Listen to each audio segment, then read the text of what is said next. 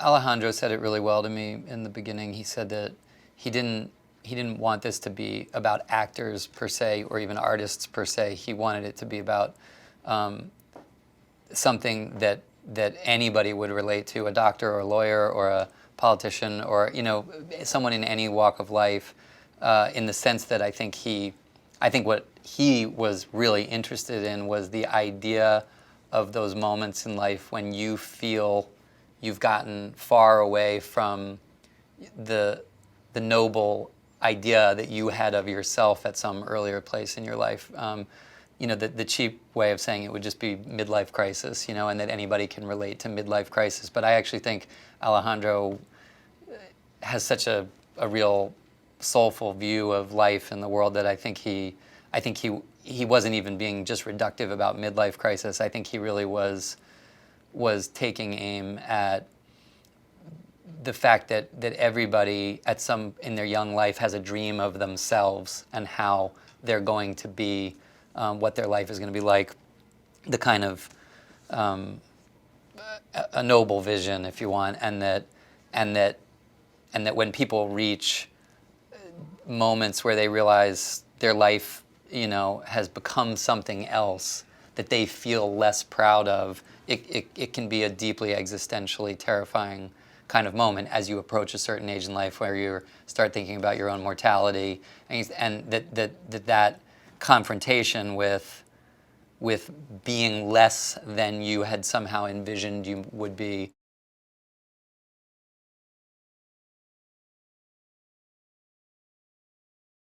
What's fun about the story is that the kind of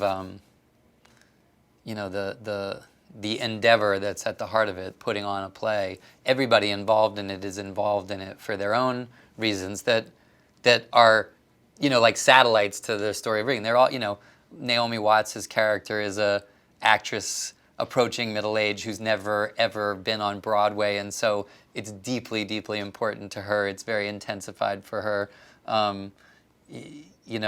The woman Andrea plays is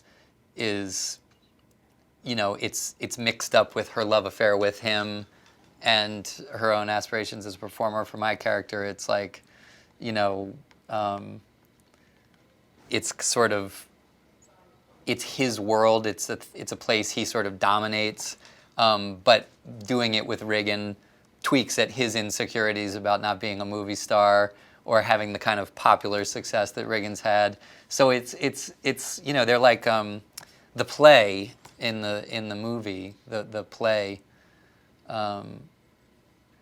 is like a pinball machine, and all of these characters get fired. It's like that moment in the pinball game where they release like 8 balls at the same time. They're like, I see them as like they're all bouncing around inside the pinball machine of this play, and it's hijinks ensue.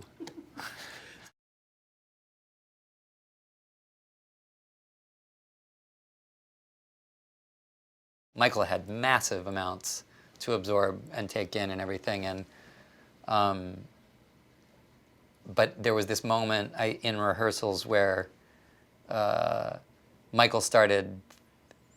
I could tell suddenly he was just like owning it. It was a huge amount to get his head around, but when he started, suddenly that guy started just appearing, like in these looks and in these ways of delivery. And I started sort of looking at Zach out of the corner of my eye, like there it is, like that's that thing. And it got, to me, it got very exciting after that. I was really knocked out by Michael's performance in this. He